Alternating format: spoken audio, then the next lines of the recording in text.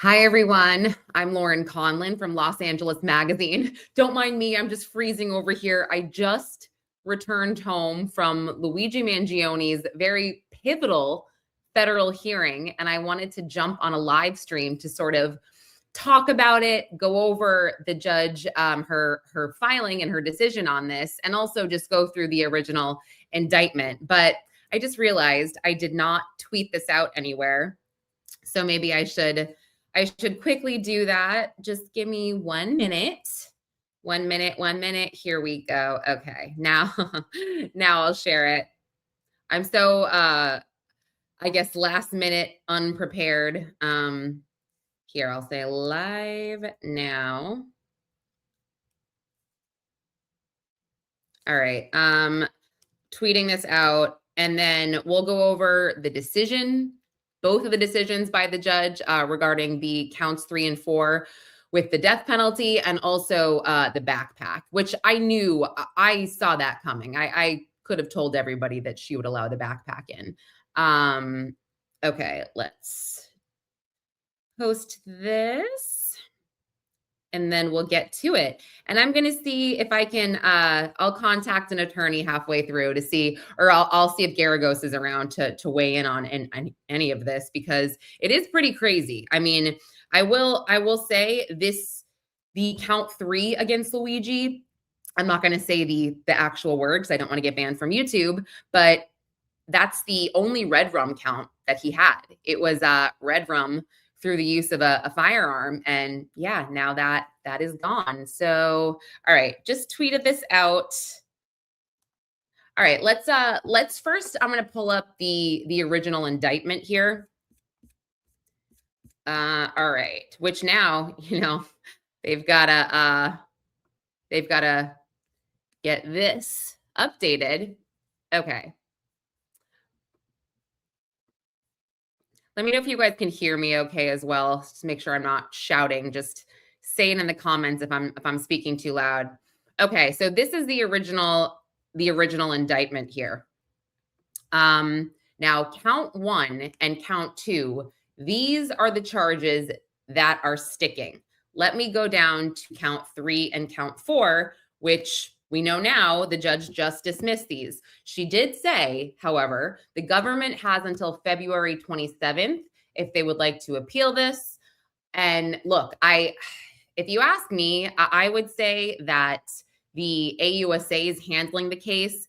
Those guys personally, they didn't seem like they were eager to appeal. I mean, obviously they just kind of found out around the same time that we did what the decision was by the judge, but they kind of were like, at the end, they kind of were like, yeah, we are fully prepared to go to trial. There is a very large federal interest to get this case moving, so they seem like they were okay with the dates, with everything. But I think the ultimate decision is going to be up to Pam Bondi. And I feel like if it's up to Pam Bondi, she's definitely going to want to appeal. And look, sometimes the government just kind of goes through the motions with the appeal just for optics. So yeah, we'll see what happens there. But yes, these are the counts, the counts that were dismissed today, counts 3 and 4. And count 3, the red rum through the use of a firearm, that is really what carried or made this case death penalty eligible. So this count 3 says on or about December 4th in the SDNY of New York and elsewhere, Luigi Nicholas Mangione, the defendant, during and in relation to crimes of violence for which he may be prosecuted in a court of the U.S., namely the stalking offenses charged in counts 1 and 2 of this complaint, knowingly used and carried a firearm, and in furtherance of such crimes, possessed a firearm, and in the course of that crime, caused the death of a person through the use of a firearm, which killing is red rum as defined in Title 18 XYZ. It says he shot and killed Brian Thompson in the vicinity of West 54th Street and 6th Avenue in Manhattan. Okay, so the reason that the judge decided to dismiss these counts 3 and 4, and it sort of cites that right in the paragraph. She basically said that counts 3 and 4 show as a crime of violence, and that is essentially not what this is, and it can't, they don't legally qualify as crimes of violence, which is interesting. She said that the reckless conduct is there, but it's insufficient to qualify as violent force. And she said, even though death is an element, it doesn't add required intent or force. And I think this goes along with the fact that I guess you'd have to prove with part of this interstate stalking and a crime of violence that Brian Thompson feared for his life. That would be an element to prove, and I think that is tough to prove. Although, again, I'm still trying to comprehend all of this because it is super complicated seeming. But then the second count for the firearms offense, it has to do with the silencer, I believe. It is. So it just basically says that the defendant, Luigi Nicholas Mangione, during and in relation to crimes of violence for where he may be prosecuted in a court of the U.S., namely the stalking offenses charged in counts 1 and 2 of this complaint, knowingly used and carried a firearm, and in furtherance of such crimes, possessed a firearm which was brandished and discharged, and which was equipped with a firearm silencer and firearm muffler. So that was also dropped. So that was dropped as well. Again, she could not sort of connect this to being sufficient enough to carry the crime of violence. So going back to charges 1 and 2 that are sticking, and I think count 2 is the big one here, because it's resulting in death, or I believe, let me see if, yes, count 1 is resulting in death too, or death as well, I should say. And so those two counts do carry a life sentence as well. So, and I've reminded, people multiple times. Let's see. Sorry, I'm just looking at this comment. Brian didn't have any bodyguard that morning, and he was in the biggest city in the world. Yeah, I mean, agreed. I don't think that he had any fear for his life. I don't think he had any fear of Luigi Mangione. I don't think he knew who he was at all. So yeah, I get that when it comes to the interstate stalking. But I mean, I did see, and I was just researching, federal red rum charges are really tough to come by, which is why I think that these counts 1 and 2 with the, stalking resulting in death, I think that's sort of, what they're going for here in terms of red rum, just because, again, there's not really, there's not a lot of cases that you see with just like standalone murder charges, or, So let's go to count 1. So Luigi Nicholas Mangione, the defendant, traveled in interstate commerce with the intent to kill, injure, harass, intimidate, and place under surveillance with intent to kill, injure, harass, and intimidate another person, and in of course of, and as a result of, such travel engaged in conduct and that place, that person, in reasonable fear of the death of and more serious bodily injury to that person, and in the course of engaging in such conduct, caused the death of that person, to wit, Mangione traveled from Georgia to New York for the purpose of stalking and killing Brian Thompson. While in New York, Mangione stalked and then shot and killed Brian Thompson in the vicinity, yada, yada. So that's count 1.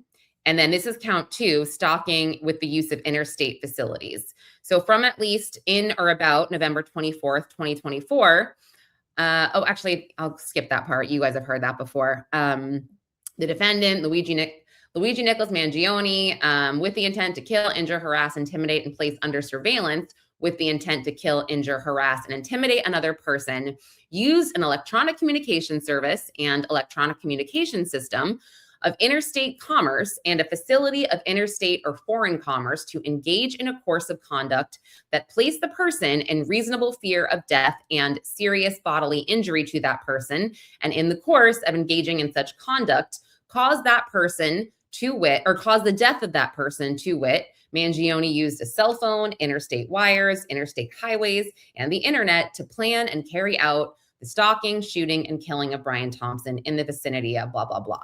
So I think right here, for both of these these counts, the big sentence is, he engaged in a course of conduct that placed that person in reasonable fear of the death of and serious bodily injury to that person, and in the course of engaging in such conduct caused the death of that person. So I don't think that all three of these elements have to be there. The person had to be in reasonable fear of death, because again, Brian Thompson didn't really know that Luigi Mangione existed. But I think that because of this charge of stalking, it was caused serious bodily injury to that person. And in the course of this conduct that he engaged in, allegedly, it caused the death of that person. So I think with that, that's why those charges will stick.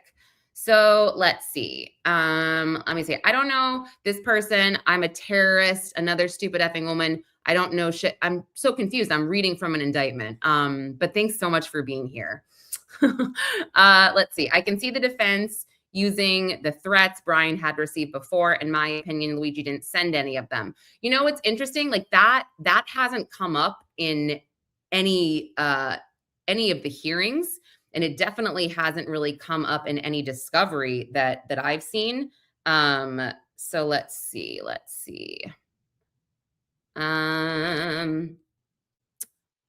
Okay, let's go to the judge, her actual decision from today, which is okay. Granted. All right, let's go to the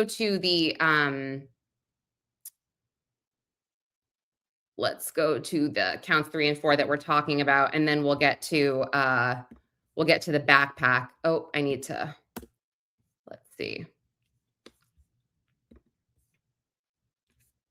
Okay. Here it is, the dismissal. I'll share with you guys right now. Sorry, I'm just downloading this to make it, actually, you know what? Let me just I'll share my screen again. All right. So this is the, let's see. Wait, I know, right? I'm so confused. I'm literally reading from court docs. Yeah, so stalking could be a life sentence for him. And again, there's no parole in federal prison. Life is life. Although depending on what your sentence is, a lot of defendants, they only serve, I think it's like 85% of their sentence because of time served, good behavior, whatever. Okay, so basically this is, let me pull this up a little higher for myself. So she discusses all of the charges that we just sort of went over. And she said, this case, or for the reasons set forth below, the case will proceed to trial on counts 1 and 2, which charge the defendant with causing Brian Thompson's death under 2 federal stalking laws. The potential maximum punishment for each of those offenses is life in prison without parole. Count 3 is a capital eligible offense on which the government filed a notice of intent to seek the death penalty. The chief practical effect of the legal infirmities of count 3 and 4 and this court's decision that they must be dismissed is solely to foreclose the death penalty as an available punishment to be considered by the jury that will otherwise determine at trial whether to convict the defendant for causing Brian Thompson's death. So the question before the court, whether under the relevant statutes and the Supreme Court precedent, the crimes charged in counts 1 and 2 are, quote, crimes of violence. And this is, I think, this is the theme of it all, the crimes of violence. So she says the court would be remiss to not note at the outset the apparent absurdity of the inquiry. So she is admitting, like, we know that this is kind of crazy because somebody died. And again, it says the defendant is charged with selecting a stranger to be killed based on his employment, carefully planning the killing, including identifying where and when the selected victim would be most vulnerable, traveling across multiple states to carry it out, and then gunning the victim down on a public street using a handgun equipped with a silencer, no one could seriously question that this is violent criminal conduct. Let me go to the, okay. Yeah, so I think, oh, sorry, I'll remove that comment. Okay, so she's not denying that this does seem slightly absurd in her words, and those are the judge's words. She says, it will be remiss not to mention the absurdity of this all. She mentions the silencer. No one could seriously question that this is violent criminal conduct. And yet, over the course of the last 2 decades or so, the Supreme Court has embarked upon a legal journey explained herein that now requires lower courts to engage in an analysis totally divorced from the conduct at issue and centered on the hypothetically least serious conduct that the charged crime could possibly cover. So she said this is typically the shorthanded categorical approach. So whatever the merits of that approach in context that require the assessment of past state criminal convictions, but she cites the removal criteria in Immigration and Nationality Act, or the sentencing enhancements in the Armed Career Criminal Act. I don't know that. It is proven a poor fit where the defendant's alleged conduct is encompassed with the indictment and full fact finding, whether by a jury or by the court, can occur with procedural protections for the defendant. So it's produced questionable results that defy common sense. That's interesting. So then she's citing things that, arson is not, quote, a crime of violence under Section 924C. And then she says kidnapping is not a crime of violence. And so I think she's referencing these cases saying, yes, this does seem questionable. It does seem to defy the, common sense here that we would think, yes, allegedly shooting someone with a gun is a crime of violence. But I think she's going to tie it all together with the stalking charges. Let me see what else we have here. No new comments. Let me see. Brian's security dropped the ball. If he had security at all time and just didn't have security at that time when he was red rummed.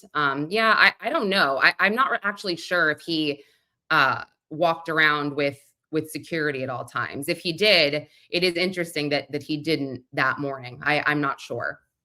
Okay, so she goes on, regardless of its own views, a district court is duty bound to follow bindings, Supreme Court precedents. The analysis contained in the balance of this opinion, this is 39 pages, so I'm not going to go through all of this. Hang on. In this case, count 3 is charged under one of the few murder statutes available under federal law. So that's what I mentioned before. There are very few red rum statutes available under federal law, like there would be with state. State, you've got first degree, second degree, manslaughter. It goes on. Not that easy federally. She goes on to say that the statute requires the government to prove beyond a reasonable doubt that the charged red rum was committed during and in relation to a different federal crime, and that different federal crime must be, quote, a crime of violence. So, quote, a crime of violence is defined under federal law as a crime that, quote, has an element, the use, attempted use, or threatened use of physical force against the person or property of another. Here, the specifically alleged predicate, quote, crimes of violence are the stalking crimes in counts 1 or counts 2. So what is interesting here is almost like, well, wait, did the government muck this up with their initial charges? It's interesting to think about that.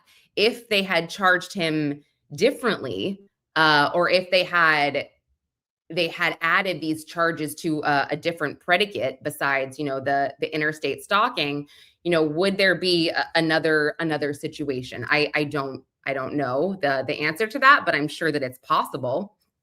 So yeah, here specifically the alleged predicate crimes of violence are the stalking crimes of 1 and 2. So in this motion to dismiss counts 3 and 4, the defendant argues that the question of whether the stalking crimes in counts 1 and counts 2 are, quote, crimes of violence as a matter of law must be analyzed using the categorical approach. And she said that section 2261A is not divisible into separate criminal units. And accordingly, the modified categorical approach does not apply, even if the quote modified categorical approach did apply. Neither of these sections requires the government to prove as an element the use, attempted use, or threatened use of physical force. Because the stalking statutes encompass threats to self-harm, so long as the perpetrator is a family member or intimate partner of the stalking victim, they do not necessarily require using force against the person of another as required by the definition of a crime of violence.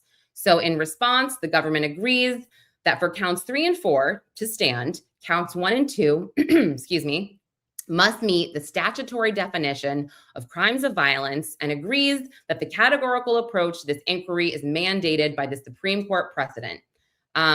So I'm skipping through some of these because it just has more categorical approach verbiage and case law. Let me see. So the both of these crimes, and they're talking about 1 and 2, require the government to prove beyond a reasonable doubt that a defendant used, attempted to use, or threatened to use physical force against the person of another. And to support that argument, the court should read a mens rea of at least knowledge into the key element of the statute, and the statute cannot be read into include self-harm. So that's kind of interesting. It's saying that, you know, they have to have threatened to use physical force against the person of another. And yeah, I guess Luigi, you know, he didn't do that. He did not, or that, you know, he didn't threaten physical force. Allegedly, he just kind of, you know, stalked and went out and did what he did. Okay. So each of these arguments is analyzed at length below, but in some, the court finds that the stalking statute is divisible under 4 distinct crimes.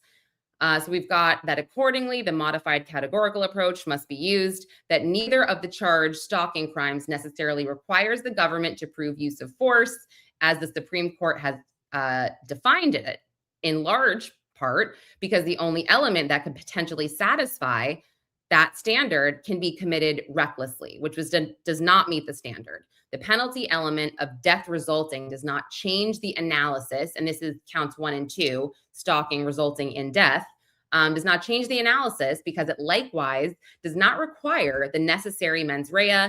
And finally, the alternative, the pertinent element can be satisfied through threats of self-harm, and thus requirement that the use of physical force be against the person of another is not met. For all of these reasons, the stalking offenses charged in counts 1 and 2, quote, are not crimes of violence as a matter of law, and counts 3 and 4 must be dismissed. So she goes on with the discussion. She talks about what is a crime of violence, which I think is actually kind of interesting. Let me see. I don't know what everyone's talking about with Trump pardoning him. I don't know where that came from. That has never been discussed at all. Let's see. Okay. Let me go. I actually do want to read this really quickly because I want to understand it myself. Counts 3 and 4 are both charged under section 924 of the Federal Criminal Code, which sets forth various laws that criminalize the use of firearms in connection with another federal crime that is a crime of violence. Okay, so that is the whole thing here. Again, these counts only stick in connection with another federal crime, which has to be a crime of violence. And resulting in death doesn't mean it's necessarily a crime of violence, although the judge points out, what was the word she used? The absurdity, basically how absurd that sounds when someone is dead. She says, yeah, count 4 is charged under section 924, which criminalizes the use of carrying or possessing a firearm during and in relation to any federal crimes of violence, and contains escalating penalties if the firearm is brandished or discharged. Count 3 is charged under section 924, which criminalizes causing the death of a person through the use of a firearm in the course of violating section 924C, and contains the escalating penalties if the death or if the resulting death would constitute red rum under federal law, in which the case penalty can include any punishment up to life imprisonment or death. In other words, both counts 3 and 4 depend by statute on the commission of the underlying crime of violence. Yeah, we know that. Crime of violence, the way it's defined, it's an offense that is a felony and has the element of use, attempted use, or threatened use of physical force against the person or property of another. I think that is the most important thing here to keep in mind, as I'm going to just screenshot this for later. So the crime of violence is defined as it must have the element attempted use or of use or threatened use of physical force against the person or property of another. And I think that's the biggest thing here. There was no threats. There was no threats of violence. There was no threats of physical force. Whatever happened, it happened allegedly just that morning, even though, again, the interstate stalking charge is sticking. So yes.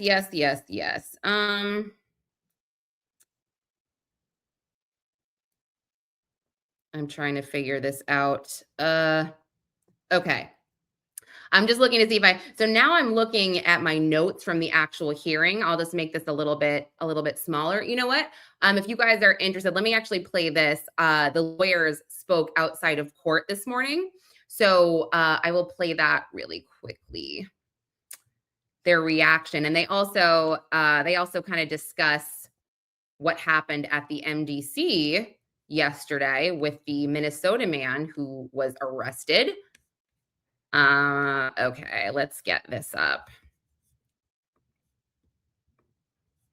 Oops, that's too big. All right.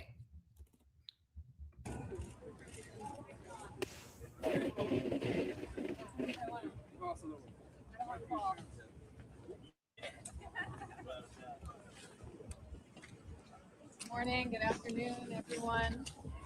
Just wanted to thank the court for this incredible decision. I want to thank this amazing legal team that we have here. Really wonderful, all of them. And thank all the people who come out, stand here in the polls, and the people who can't come here, all the supporters. We get your letters, we get your emails, and we really appreciate all the support. So thank you all. Stay warm. Karen, what was Mr. Mangione's reaction when he learned the death penalty was off the table? We're all very relieved. What was their reaction last night to the attempted breaking Luigi out of prison? Honestly, we have a big filing that we filed in state court last night, and we were anticipating today. So I don't know anything about that. I heard about it and understand that there was not even any mention of Mr. Mangione. So I don't know that it's even related. So I really don't know anything about that individual. Karen, how much of a setback is it that the judge is going to allow the contents of the backpack at trial? Oh, we didn't get to that, so I should. We're prepared and have been prepared to fight this case, and we look forward to fighting this case. So do you have any comment about the state trial happening at the same time or possibly earlier than the federal? We're going to work that out with everybody. So, but we anticipate fighting these charges. So, thank you. Thanks, everyone. Great job. It's not for you to hang out and it's people to walk.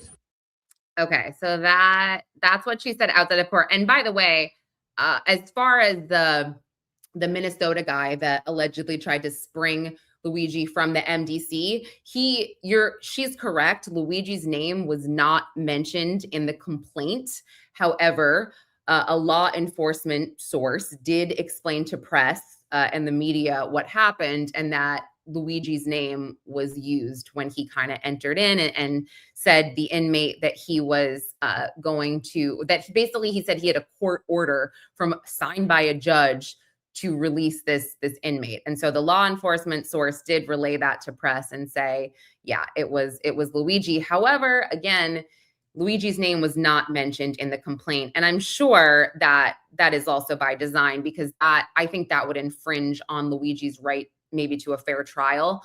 I mean, that's just my thought. And I also feel like that's also smart of the defense to downplay that, just to be like, we have nothing to do with this. We really have no idea what, what this guy was thinking. Just leave us out of it. So yeah, let me go to the filing about the backpack. Here it is. Document. Let's see. Okay. So look, I don't think anybody is surprised that the backpack is allowed in. I mean, I wasn't surprised. And I think it was maybe an easier decision for her. She seems to obviously give and take a little bit. But here, let me share this tab instead. This is a pretty long filing, so I'm not really gonna go over the whole thing here. But essentially, she just says, for the reasons that follow, the motion is denied to suppress the backpack and all items contained therein. So she said, the relevant facts are undisputed, goes through the McDonald's situation, whatever, talks about the two officers of the Altoona Police Department initially responding. When it became clear that the officers believed the defendant likely was the person being sought in connection with the Thompson Red Rum and was going to be taken into custody, one of the Altoona officers did a cursory search of the interior backpack for anything that could hurt or injure her during the transport to the police station. In the course of that initial search, the officer found a loaded gun magazine. The backpack was then transported to the police station in one car, while the defendant was placed under arrest and transported in another car. Then they go through more of the search that happened. Okay, then we have where the warrant was submitted, and this warrant here, and again, this, guys, keep in mind, this is the federal case. This is not the state case, so it's a little bit different. So the backpack and its contents were eventually transported to Manhattan, where Brian Thompson was killed, and where local and federal authorities started to investigate the Red Rum. But also keep in mind, the federal authorities did not start investigating, or federal prosecutors did not get involved until 2 weeks after.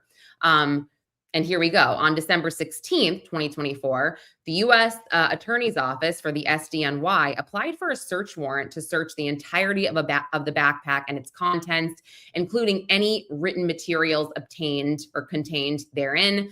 The warrant application was based on a sworn affidavit submitted by the FBI Special Agent Gary Cobb and was approved by a magistrate judge in this district. So then on December 31st, 2025, the court issued an order asking the parties to submit a letter indicating whether either party believed an evidentiary hearing was necessary to aid in this court's evaluation. And actually, originally, the judge said no, like, we're not going to have an evidentiary hearing. And then she said, actually, you know what, let's just have one. And it was very painless.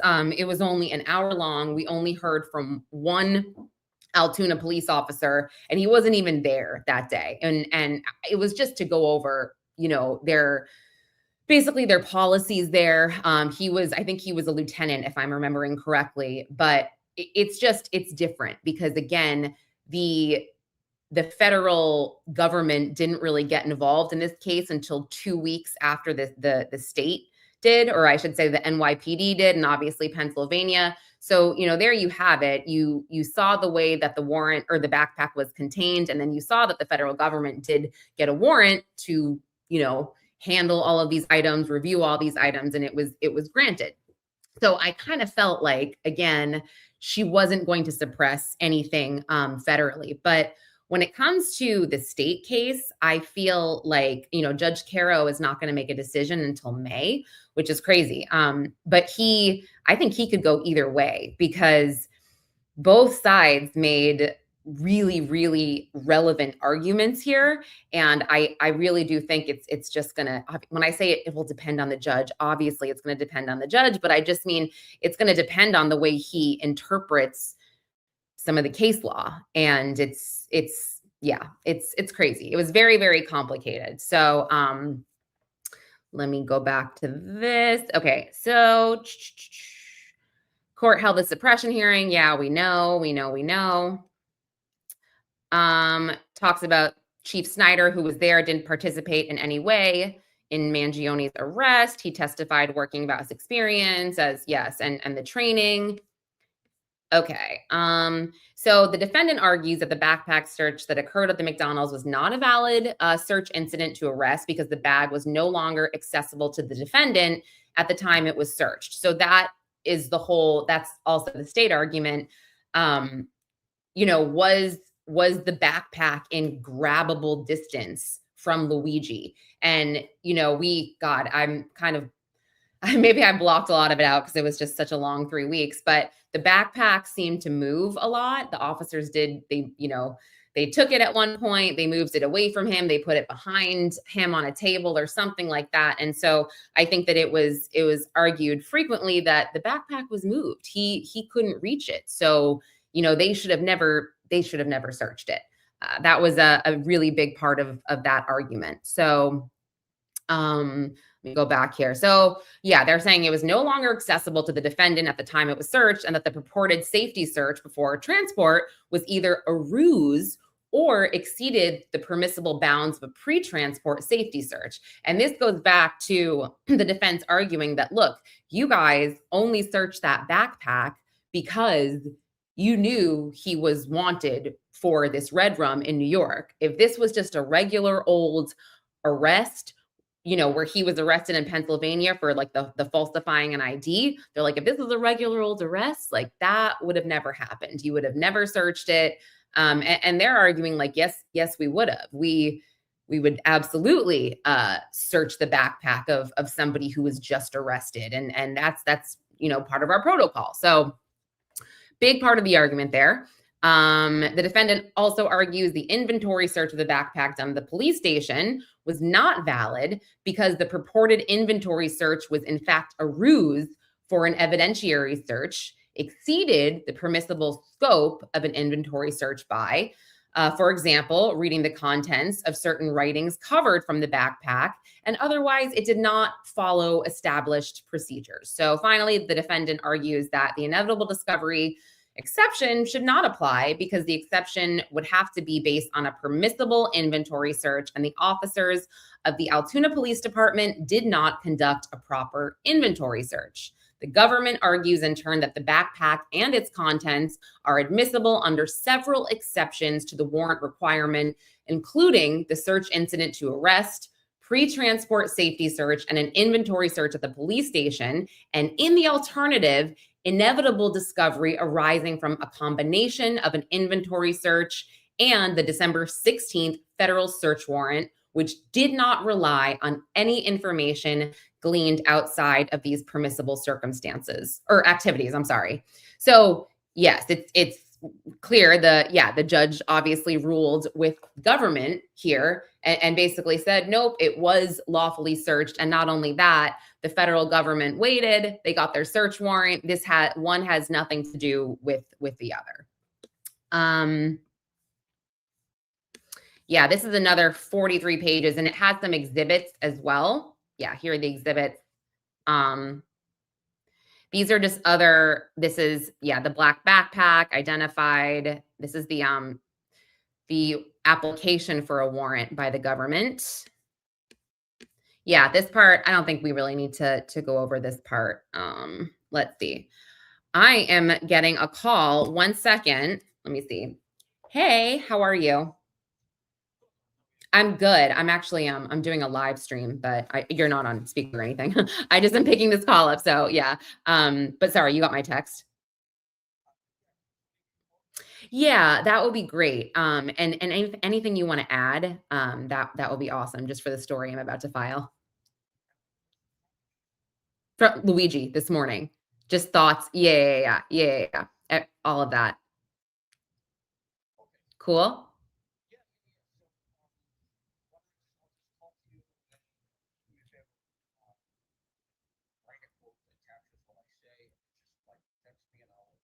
Yeah, I can. Okay. So do you want me just to do that? Okay. Okay. Okay. Mm-hmm. Yeah.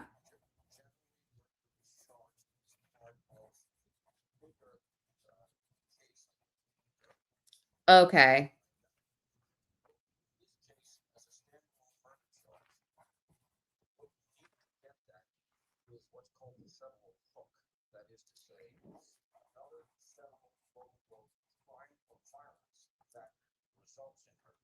Got it.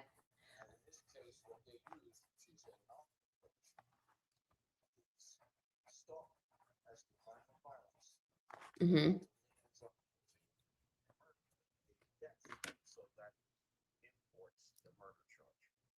Okay. Yep. Okay. I can work with this. This is actually really helpful. So then what happened is the argument all along here has been, what the two sides have been arguing about is whether stalking is by definition a crime of violence. Yep. And the judge decided today that by definition it is not a crime of violence. It's not fully defined by that. And that's Mhm. in the last hearing, you know, I think got kind of arcane for a lot of people. They didn't really understand what the arguments were, but the defense was arguing how there are instances of stalking that are not really violent. Right. That I remember. I do remember that in the government's, yeah, or sorry, the defense's argument. And that's that sometimes I don't understand what you're talking about. You're trying to show that stalking is not always violent. Therefore, it's not a, by definition, crime of violence in all instances. And so Okay. like divisibility, like to say that not only this, but Yeah. find an instance where it's not a crime of violence. Does that mean then that it's by definition not a crime of violence? There are its issues are not divisible. If it is not a crime of violence in a single instance, that means it's by definition can't be a crime of violence across the board. And Okay. they won that. Yeah. The judge said, okay, not a crime of violence by definition. Therefore, it's not a federal murder charge, and therefore charges 3 and 4 are out. Therefore, we don't have the death penalty charges. Okay. I'm going to put this together and then I'll text you for approval. Okay. Okay. You're the best. Thank you. Okay. Bye. Okay. That was somebody I was getting a quote from for my story after, but actually what they said was super helpful. And it kind of echoed what I had said earlier. So he basically said the federal system really, again, doesn't issue these standalone murder charges. He said usually the murder charges are part of a bigger picture here of, let's say, a racketeering case. So, they can charge you with murder under certain predicates of the Racketeering Act, for example. That makes sense. And so he said he kind of called it a federal hook, if you will. You need a federal hook. And so in this case, the government's hook was these stalking charges, but it just goes back to them not being admissible as a crime of violence because the defendant did not fear for his life. There was no threats to his life, etc. And I think, during one of the earlier hearings, the defense, they were arguing like there can be basically stalking crimes that are nonviolent, where violence wasn't intended, but it happened. I mean, there were all these hypotheticals during that hearing, I remember. So that was pretty crazy. So let me see what else he just said. Yeah, pretty much he said what we had already discussed and what I had kind of said earlier. So that was helpful, I think, for me. But I have to file a story on what happened this morning with Luigi. So I am going to get to that, but it was helpful for me to sort of lay everything out on the table. So if you guys don't subscribe to Los Angeles Magazine videos on YouTube, you should. Please subscribe. I'll do live streams every once in a while. And I do daily podcasts every day. So you can see those right here on the channel. And I have a lot of different guests, like attorneys and people that are way smarter than me that can break down the law a lot better than I can as well. But all right, I'm going to get to work, but hopefully this clears certain things up for some of you that might have been confused as to why the only red rum charge that Luigi faced, why it's gone. But again, he still does face life in prison. So anyway, guys, thanks for watching. Thanks for being here. I'm Lauren. I will see you guys soon.